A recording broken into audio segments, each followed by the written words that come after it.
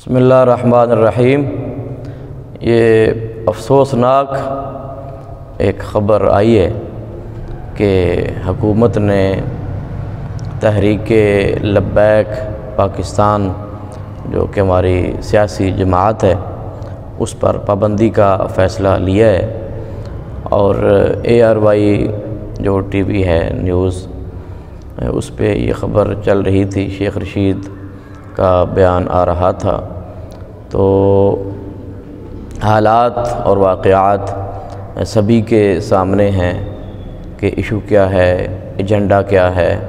یہ بات کسی سے بھی کوئی ڈھکی چھپی نہیں ہے، ہر بندہ اس بات سے بخوبی واقف ہے کہ تحریک لبیک پاکستان کے مطالبات کیا ہیں، اور پھر ان مطالبات کو تسلیم کرنے کے لیے، ماننے کے لیے حکومت نے کب معاہدہ کیا، کیسے معاہدہ ہوا، کیا ڈیڈ لائن دی گئی، کیا کمٹمنٹ ہوئی۔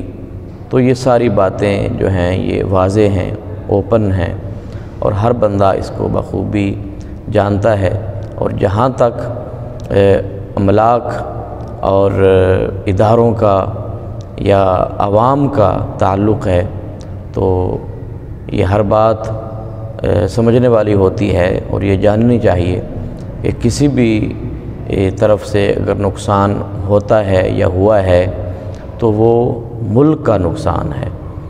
اگر پولیس والے ہمارے بھائیوں پہ کسی کی طرف سے کوئی تشدد یا اس طرح کی چیز سامنے آئی یا ایسا اگر ہوا ہے تو یہ بھی ہمارے بھائی ہیں، تو ایسا بھی کرنا اچھا نہیں ہے۔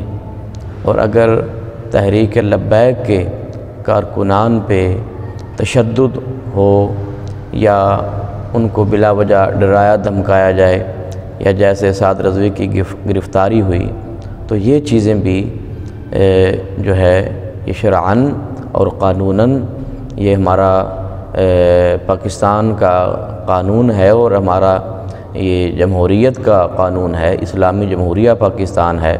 تو ہر شہری کے حقوق ہیں، ہر پارٹی کے حقوق ہیں، ہر انسان کے حقوق ہیں، اور یہ حقوق جو ہیں یہ ہمیں قرآن و سنت سے بھی ملتے ہیں، اور ہمارا ملک پاکستان کا جو قانون ہے وہ بھی ہر شہری کو اس کے حقوق فراہم کرتا ہے۔